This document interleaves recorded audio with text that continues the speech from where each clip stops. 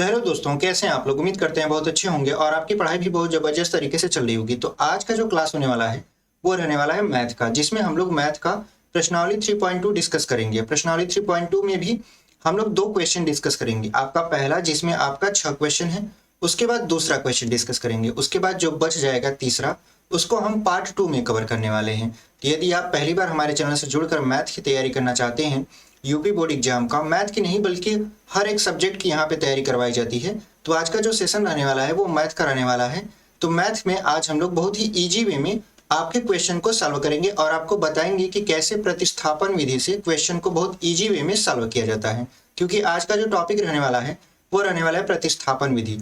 जब आप दो चर वाले रैखिक समीकरण युग्म को पढ़ोगे तो आपको 3 विधियां उसमें मिलती हैं। पहला होता है आपका प्रतिस्थापन विधि, दूसरा आपका होता है विलोपन विधि, तीसरा होता है आपका वज्र गुणनखंड विधि, जो कि आपके चैप्टर से हटा दिया गया है। पिछले साल यानी इसके पहले जो आपका सिलेबस था उसमें ये था, लेकिन अब ये हटा दिया गया है। यानी जो अभी 2024 में बोर्ड का पेपर हुआ है उसमें ये नहीं था वज्र गुणनखंड विधि। तो हम लोग उसी को, आपका प्रतिस्थापन विधि जो पहला है, उसी को आज हम लोग सीखेंगे सवाल के माध्यम से और बहुत ही इजी वे में सवाल को लगाने वाले हैं। तो यदि आप पहली बार हमारे चैनल पर आए हैं और आप एग्जाम की तैयारी करना चाहते हैं तो आप हमारे चैनल से जुड़ सकते हैं।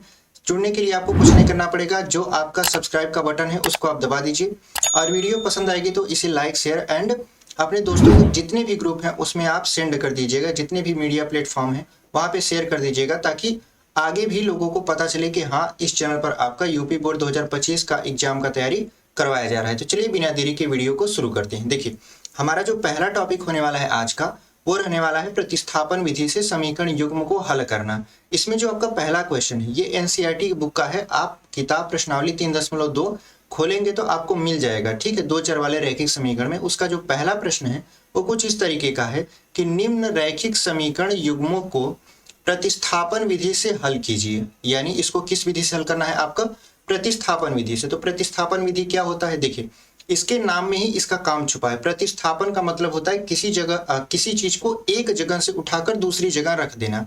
यानी इसमें हम लोग या तो x का मान y के पदों में या y का मान x के पदों में निकालेंगे और जो आपका समीकरण दिया है उससे एक एक्स्ट्रा समीकरण बनाएंगे जिसका नाम रखेंगे हम लोग समीकरण नंबर 3। तो देखिए यहाँ पे जो आपका पहला क्वेश्चन दिया है वो दिया है x + y = 14। इसको हम मानेंगे इक्वेशन नंबर 1 यानी समीकरण नंबर 1। और दूसरा जो आप दिया है x - y = 4, इसको मानेंगे समीकरण नंबर 2। समीकरण 1 व समीकरण 2 से हम लोग किसी एक समीकरण से किसी एक का मान यानी x का मान अथवा y का मान निकालेंगे और उसको लिखेंगे समीकरण नंबर 3। तो हमने लिया है समीकरण नंबर 2, यानी हम चुनते हैं समीकरण नंबर 2 को। ये समीकरण नंबर 2 क्या है, x - y बराबर है आपका 4, ठीक है। ये तो समीकरण नंबर 2 है, इसमें हम x की वैल्यू निकालने वाले। तो x बराबर क्या हो जाएगा, y को उस तरफ ले जाएंगे तो हो जाएगा 4 + y। यानी x बराबर कितना आ गया, 4 + y। यानी x का मान कितना आया, 4 + y आ गया। इसको मानोगे आप समीकरण नंबर 3, ठीक है। इसको आप क्या मान लिए, समीकरण नंबर 3 मान लिए। देखिए, जिस समीकरण से आप समीकरण नंबर 3 बनाओगे उसको उसमें नहीं रख सकते। यानी यदि हम चाहें x का मान रखना समीकरण नंबर 2 में तो नहीं रख सकते, रखेंगे तो मान 0 हो जाएगा क्योंकि उसी से बनाए हैं। तो हम किस में रखेंगे, समीकरण नंबर 1 में, ठीक है। तो चलिए x का मान समीकरण नंबर 1 में रखेंगे।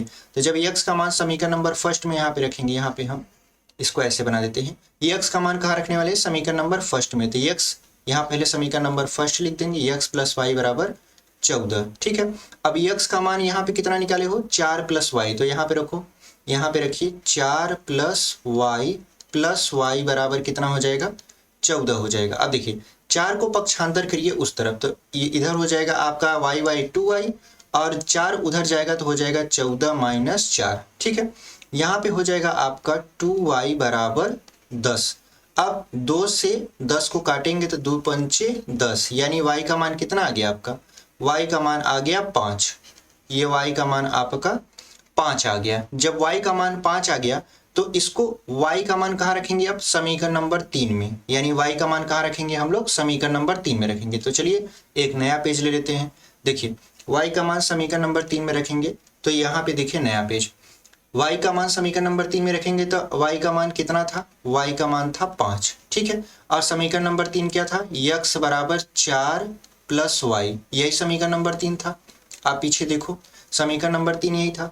अब देखिए यहाँ पर आप करेंगे क्या कि अब y का मान समीकरण नंबर 3 में रखेंगे तो x बराबर क्या हो जाएगा आपका, यहाँ पे हो जाएगा 4 प्लस y की जगह 5, यानी x की वैल्यू कितनी आ गई, x की वैल्यू आ गई 9।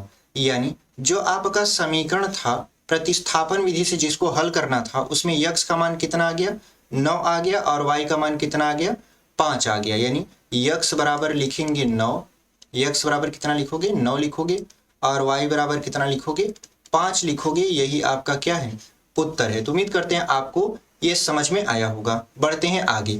आगे क्या है आपका, देखिए आगे जो आपका है दूसरा क्वेश्चन, उसमें देखिए लिखा है यस माइनस टी बराबर 3, इसको समीकरण नंबर 1 मानोगे। और यहाँ पर आपका लिखा है देखिए यस बटा 3 प्लस यस टी बटा 2 बराबर 6। इसको आप क्या कर सकते हो, इसको नॉर्मल भिन्न में बदल सकते हो, मतलब नॉर्मल समीकरण में बदल सकते हो। अभी तो ये भिन्न में है, तो सबसे पहले क्या करेंगे, इनका एलसीएम लेंगे। 3 दूना कितना हो जाएगा, 6। उसके बाद क्या करेंगे, 3 दूना 6, तो यहाँ पे हो जाएगा 2s, और यहाँ पे 2 तिहाई 6, तो 3t हो जाएगा, बराबर कितना हो गया, 6 की। अब 6 का 6 में त्रिया गुणा करवा दीजिए, तो यहाँ पे हो जाएगा 2s प्लस 3t बराबर 6 छक्का कितना हो जाएगा आपका, 36। इसको मानिए आप समीकरण नंबर 2।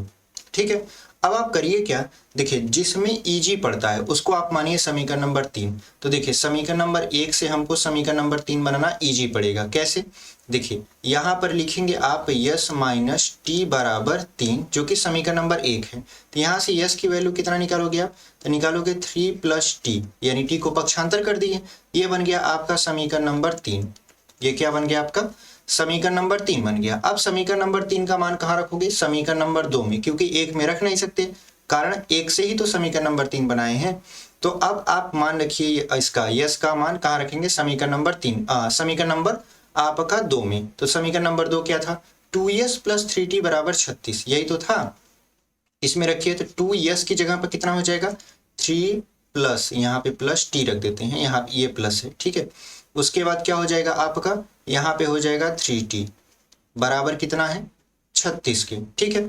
अब 2 का गुणा करवा लीजिए, जैसे 2 का गुणा करवाएंगे तो हो जाएगा आपका 2 तिहाई 6, और यहाँ पर हो जाएगा 2t प्लस 3t बराबर कितना हो जाएगा आपका, 36 हो जाएगा। अब देखिए 2t और 3t को जोड़ेंगे, यहाँ पे हम क्या कर देते हैं, मार्क ऐसे कर देते हैं।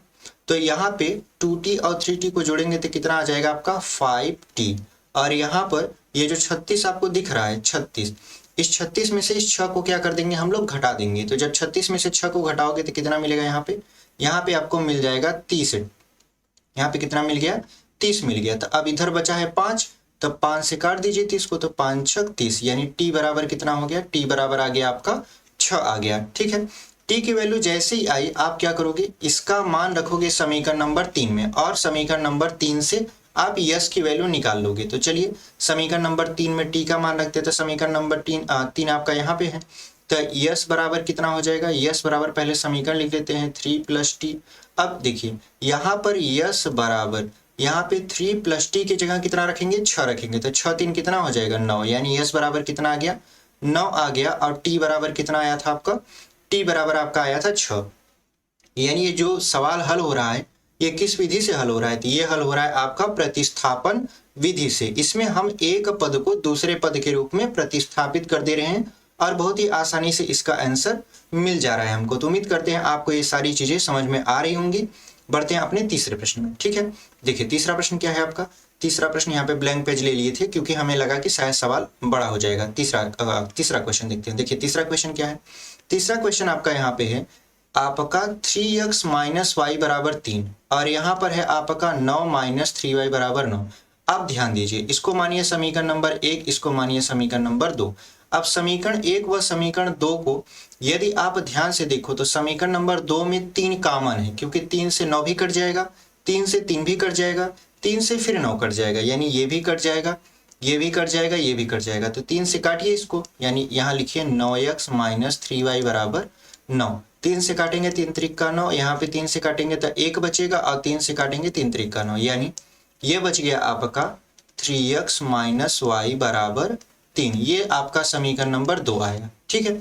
ये जब समीकरण नंबर 2 का नया वैल्यू आया तो आप समीकरण नंबर 1 की तरफ देखिए और समीकरण नंबर 2 की तरफ देखिए। देखिए दोनों आपस में बराबर हैं, जब दोनों आपस में बराबर हैं तो इसका बहुत सारा हल निकलेगा, यानी इसके कितने हल होंगे, तो अनंत हल होंगे। क्योंकि इसको जब आप सॉल्व करने जाओगे तो आपको पिछली आपकी क्लास में बताया था 3.1 में प्रश्नावली 3.1 जब पढ़ा रहे थे तो उसमें बताए थे कि जब कोई समीकरण संपाती होता है, संपाती का मतलब एक समीकरण है तो उसी के ऊपर से दूसरा समीकरण गुजर जाएगा, तो ऐसे समीकरण का हल अनंत होता है, यानी कोई फिक्स वैल्यू नहीं होती। आप जो भी रखोगे, जैसे यदि हम माने अपने से x का मान 0 तो y का मान यहाँ -3 आ जाएगा, और यदि हम माने y बराबर 0 तो x का मान 1 आ जाएगा, यदि हम 2 मानेंगे तो कुछ और आएगा। यानी आप जितनी बार अपने से प्रेडिक्शन करोगे उसका रिजल्ट कुछ न कुछ आता चला जाएगा। तो इसका कितना हल होगा, इसका अनंत हल होगा। ठीक है, यानी यहाँ पे आप लिखोगे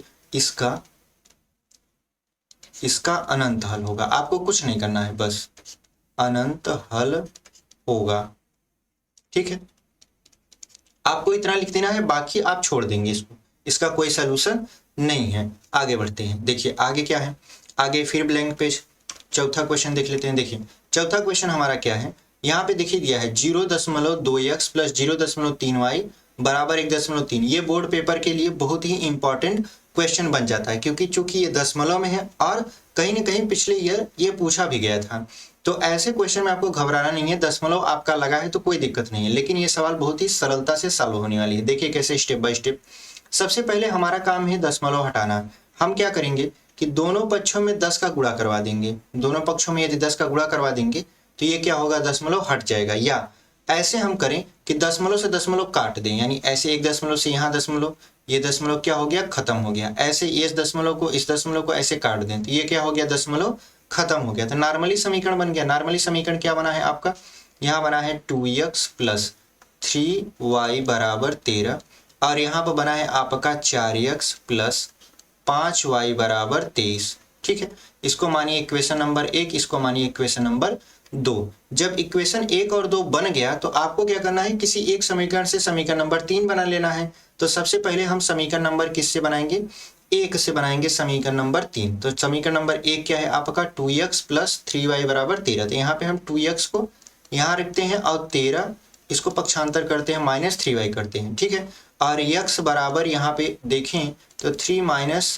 माइनस 3y बटा क्या हो जाएगा, 2। इसको मानेंगे हम समीकरण नंबर 3। ठीक है, जैसे इसको समीकरण नंबर आप 3 माने तो आपको क्या करना है, इसका मान समीकरण नंबर 2 में रखना है। तो चलिए रख देते हैं। तो जब समीकरण नंबर 2 में रखेंगे तो 4x की जगह आप कितना रखोगे, 13 माइनस 3y बटा 2, और यहाँ पे प्लस 5y बराबर कितना हो जाएगा आपका, 23 हो जाएगा। ठीक है, अब जब इतना हो गया तो आप 2 से क्या करिए, 4 को काट दीजिए। तो 2 से 4 को काटेंगे तो 2 एक कम 2, और यहाँ पे 2 दूना के 4, और ये जो 2 बच रहा है इसका अंदर गुणा करवा लेंगे।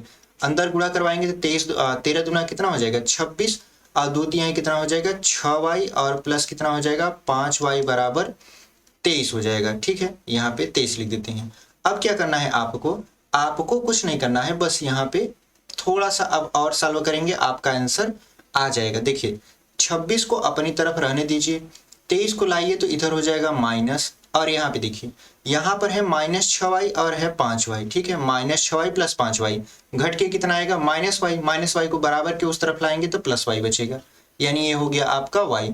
अब बताइए 26 में से 23 को घटाएंगे तो कितना बचेगा, 3, और ये हो जाएगा y के बराबर, यानी y की जो वैल्यू आई वो आई 3। ठीक है, जब y की वैल्यू 3 आ गई तो हम लोग क्या करेंगे, इस y का वैल्यू समीकरण नंबर 3 में रखेंगे। ठीक है, इस y के वैल्यू जैसे समीकरण नंबर 3 में रखेंगे तो हमारा x का वैल्यू आ जाएगा। देखिए कैसे, यहाँ पे देखिए समीकरण नंबर यदि हम 3 की बात करें तो यहाँ रहा समीकरण नंबर 3। x बराबर क्या है, x बराबर है 13 माइनस आपका 3 गुणे y का मान है 3, और बटे कितना है आपका 2 है।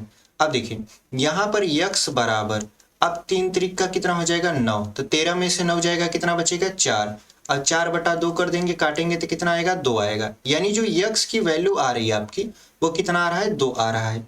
यानी x बराबर 2 और y का मान कितना आया है, 3, और यही आपका क्या हो जाएगा, उत्तर हो जाएगा। बहुत ही इजी वे में इसका उत्तर आया है। यदि आप ध्यान से सॉल्व करोगे तो इस सवाल को सॉल्व कर ले जाओगे हमारे साथ। ठीक है, चलिए बढ़ते हैं अगले क्वेश्चन की तरफ। अगला फिर वही ब्लैंक पेज, आगे देख लेते हैं। आगे है आपका 5वां क्वेश्चन। 5वां क्वेश्चन क्या कह रहा है कि √2x प्लस √3y बराबर 0। उसके बाद √3x -√8y बराबर 0। ठीक है, तो हमको क्या करना है इसमें, यहाँ पे समीकरण नंबर 1 इसको मानते हैं, इसको मानते हैं समीकरण नंबर 2। हम क्या करेंगे, हम करेंगे समीकरण नंबर 2 से समीकरण नंबर 3 की तैयारी, यानी समीकरण नंबर 2 को हम समीकरण नंबर 3 में कन्वर्ट करेंगे। तो देखिए यहाँ पे हो जाएगा √3x बराबर, इसको पक्षांतर करेंगे तो हो जाएगा √8y। अच्छा, √8 का वर्गमूल निकलता है 2√2, तो इसको निकाल लेते हैं। ठीक है, यानी √3x बराबर यहाँ पे कितना हो जाएगा 2√2y। अब ये जो √3 है इसको पक्षांतर कर देते हैं। ठीक है, या ऐसे समझिए, यहाँ पे हमने क्या किया, √3x बराबर कितना निकाला है 2√2y। अब यहाँ पे √x बराबर, जब √ को पक्षांतर करेंगे 3 को तो हो जाएगा 2√2y बटा कितना हो जाएगा आपका √3। ये बन गया आपका समीकरण नंबर 3। ठीक है, बहुत ही आसानी से हमने समीकरण नंबर 3 को क्या किया, बना दिया। जब समीकरण नंबर 3 बन गया तो इसका मान कहाँ रखना है, समीकरण नंबर 1 में, क्योंकि हमने किस समीकरण से समीकरण नंबर 3 बनाया था, तो पहले समीकरण से बनाया था। तो चलिए देखते हैं। अब देखिए समीकरण नंबर 1 में यदि आप रखोगे तो यहाँ पे हो जाएगा √2x की जगह क्या रखने वाले हो, 2√2y बटा √3, यही रखने वाले हो। उसके बाद क्या रखने वाले हो, प्लस √3y बराबर 0। अब देखिए इसको अब करना क्या है कि √2 का गुणा अंदर करवा देना है। तो देखिए √2 का यदि गुणा करवाएंगे तो कितना आ जाएगा आपका, देखिए 2 पहले से है, √2 का √2 में गुणा होगा तो 2 हो जाएगा, 2 दूना कितना हो जाएगा, कुल मिला जुला के यहाँ पे 4y बटा 3, यहाँ पे √3 हो जाएगा। उसके बाद प्लस कितना हो जाएगा √3y बराबर 0। इतना हो गया। अब चलते हैं अगले पेज पर। देखिए इतना होने के बाद हम लोग क्या करेंगे, अगले पेज पे जाएंगे। तो देखिए अगला पेज में सबसे पहले हम लोग लिखेंगे जो हमारा था, यानी 4y बटा √3 प्लस क्या हो जाएगा आपका √3y बराबर 0। अब क्या करना है, अब इसका देखिए इसको पक्षांतर कर देना है। पक्षांतर करेंगे तो कितना हो जाएगा 4y बटा √3 बराबर, यहाँ पे हो जाएगा -√3y। अब तिर्यक गुणा करवा देना है, तिर्यक गुणा करवा देंगे तो हो जाएगा 4y बराबर, यहाँ पे 3y लेकिन माइनस में, क्योंकि √3 का गुणा √3 में होता है तो 3 ही आएगा। अब देखिए अब यहाँ पर आप देखोगे कि ये जो y का मान है, अब यहाँ पे तो है 4y, इसको पक्षांतर करेंगे तो +3y आ जाएगा। अब यहाँ पे 4 और बराबर इस तरफ हो जाएगा 0, तो 4 3 कितना हो गया आपका 7y बराबर 0, यानी y का मान कितना आ जाएगा 0 बटा के 7, या y बराबर कितना हो जाएगा 0 हो जाएगा। ठीक है, ये आपका क्या था, ये आपका y का मान था। और समीकरण नंबर 3 हमने क्या बनाया था, समीकरण नंबर 3 हमने बनाया था x बराबर 2√2y बटा √3। यही आपका क्या था, समीकरण नंबर 3 था। जब समीकरण नंबर 3 ये था तो इसी में हम क्या करेंगे, y की वैल्यू रखेंगे। चलिए y की वैल्यू रखते हैं। तो यहाँ पे x बराबर आपको देखने को मिलेगा 2√2 और y की वैल्यू 0 बटा √ क्या हो जाएगा 3। अब देखिए 0 से किसी भी संख्या में गुणा अथवा भाग किया जाता है तो 0 ही आता है। तो देखिए यहाँ पे x बराबर क्या हो जाएगा, तब ये हो जाएगा 0, यानी x की वैल्यू भी 0 आ गई और y की वैल्यू भी 0 आ गई। तो उम्मीद करते हैं आपको ये समझ में आया होगा कि कैसे हमने बहुत ही आसानी वे में प्रतिस्थापन विधि से इस क्वेश्चन को सॉल्व कर लिया है। तो चलिए देखते हैं अगला क्वेश्चन। अगला क्वेश्चन क्या है आपका, देखिए अगला जो क्वेश्चन है वो है आपका छठवां क्वेश्चन। छठवां क्वेश्चन क्या है, देखिए यहाँ पर है 3x बटा 2 माइनस 5y बटा 3 बराबर -2। उसके बाद है 3x प्लस 2y x बटा 3 प्लस y बटा 2 बराबर 13 बटा 6।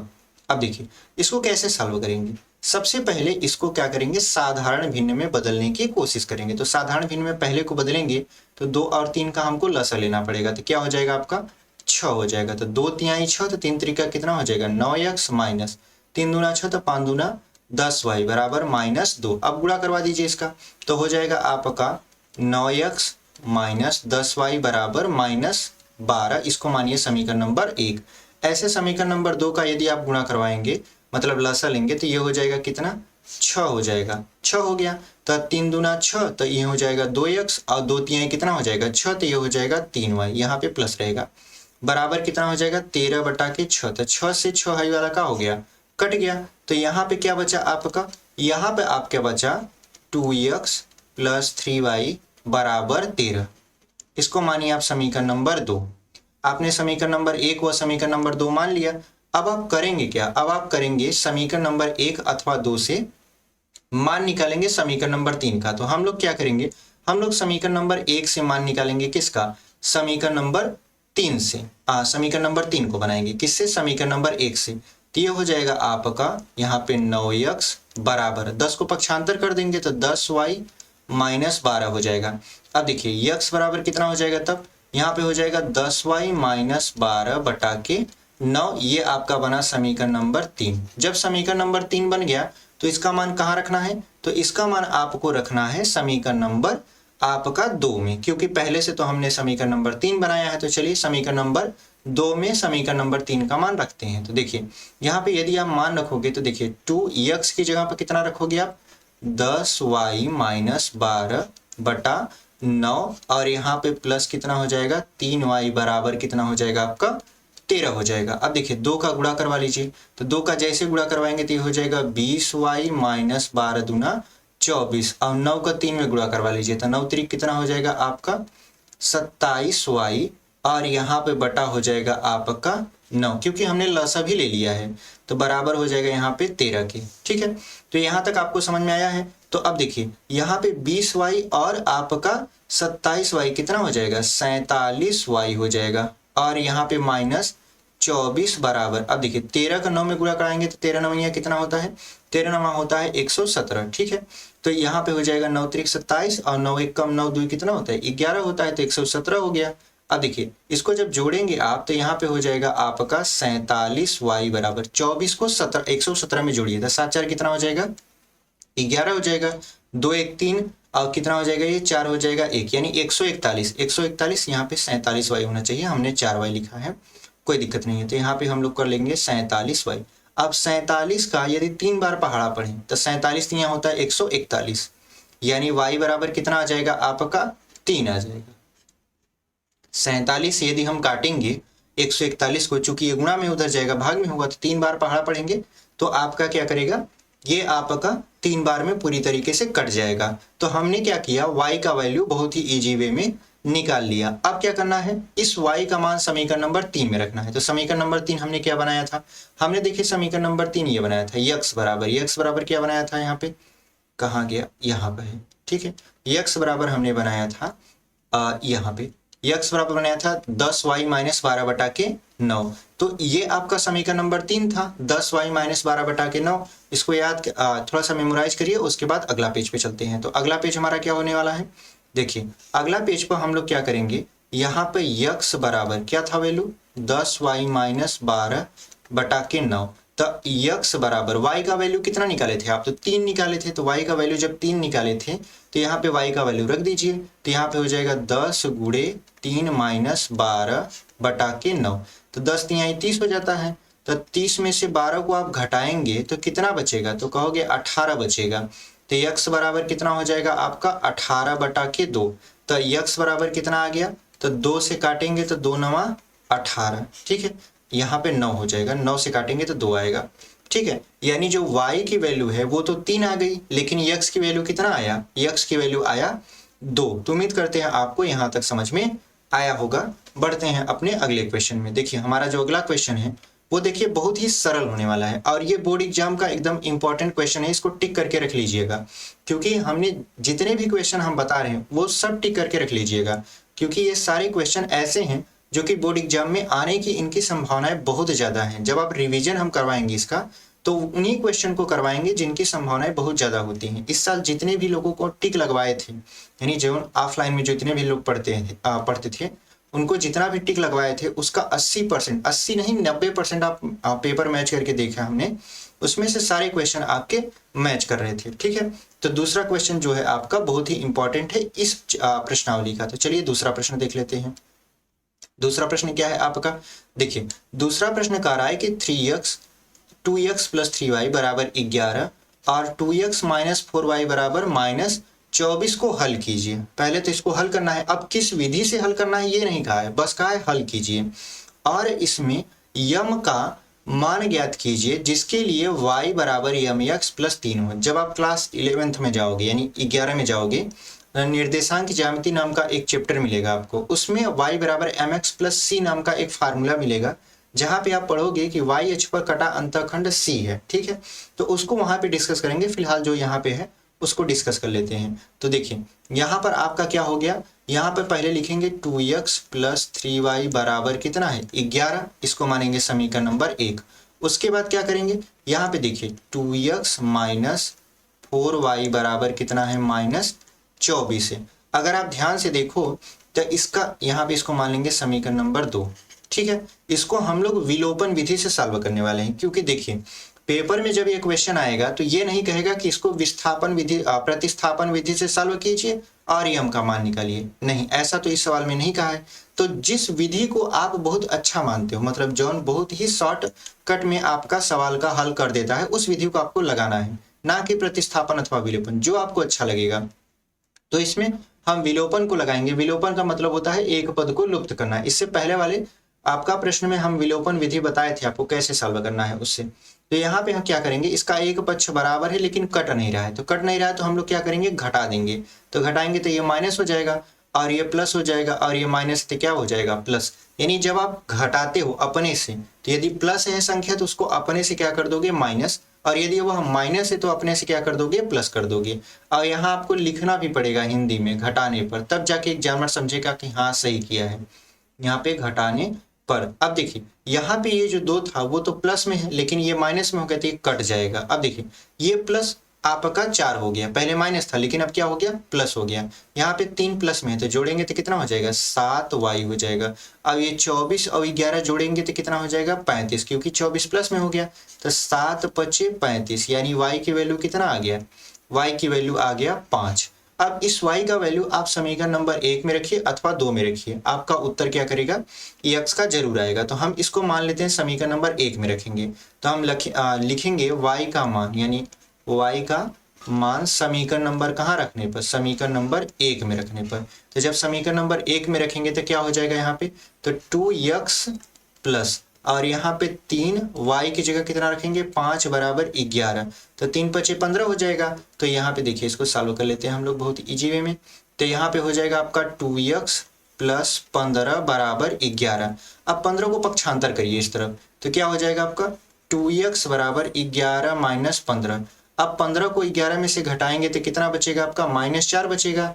तो आप 2 से 4 को काट दीजिए तो क्या बचेगा x बराबर -2, यानी x की वैल्यू तो -2 आ गई और y की वैल्यू कितना आ गया 5 आ गया।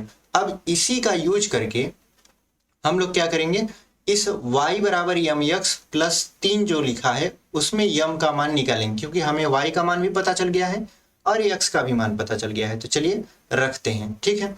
तो हमारा आपका y का मान कितना आया था, तो y का मान आया था आपका 5 और x का मान आया था -2। तो चलिए देखते हैं, यहाँ पे जो हमारा समीकरण था y बराबर mx प्लस 3 था और y का मान कितना था 5 था, x का मान था आपका -2। अब चलिए इसी मान को इस समीकरण में रखिए और देखिए वैल्यू कितना आता है, ठीक है। तो यहाँ पे y का मान रखेंगे 5 बराबर x की जगह पे कितना रखेंगे -2 और यहाँ पे +3 को इस तरफ लाएंगे तो 5 - 3 हो जाएगा और इधर है आपका -2m। अब देखिए 5 में से 3 को घटाइए तो कितना आ जाएगा 2 बराबर कितना हो जाएगा -2m। 2 से 2 काट दिए तो यहाँ पे बचा -1 बराबर m को, क्योंकि m अगर माइनस कर देंगे तो आपका -m हो जाएगा। लेकिन हमसे पूछा क्या है, तो आपका m का मान पूछा है तो m बराबर कितना आ गया -1 आ गया। ये आपका रहा फाइनल उत्तर। तो उम्मीद करते हैं आपको यहाँ तक हमारी वीडियो पसंद आई होगी, आपने इससे कुछ सीखा है तो जरूर वीडियो को लाइक करिए, अपने दोस्तों तक शेयर करिए और चैनल पर पहली बार आए हैं तो चैनल को जरूर सब्सक्राइब करके जाइए, क्योंकि यही हमारा मोटिवेशन है आपके लिए लगातार वीडियो लाते रहने का, ठीक है। तो मिलते हैं आपसे अगले वीडियो में, तब तक के लिए ऐसे ही तैयारी करते रहिए। इसका पार्ट 2 भी आएगा जिसमें आपका तीसरा क्वेश्चन है। तीसरा क्वेश्चन में आपका कुल 6 प्रश्न है जिसको सॉल्व करना है, ठीक है। उन 6 प्रश्नों को बहुत ही इजी वे में हम लोग क्या करेंगे सॉल्व करेंगे, क्योंकि वो आंकिक प्रश्न है, मतलब शब्दों में प्रश्न है। उनका पहले समीकरण बनाना पड़ेगा फिर जाके उनको हल करना पड़ेगा। तो मिलते हैं आपसे अगले वीडियो में, तब तक के लिए पढ़ाई करते रहिए, पढ़ाई बहुत ही इंपॉर्टेंट है, ठीक है। मिलते हैं आपसे अगले वीडियो में।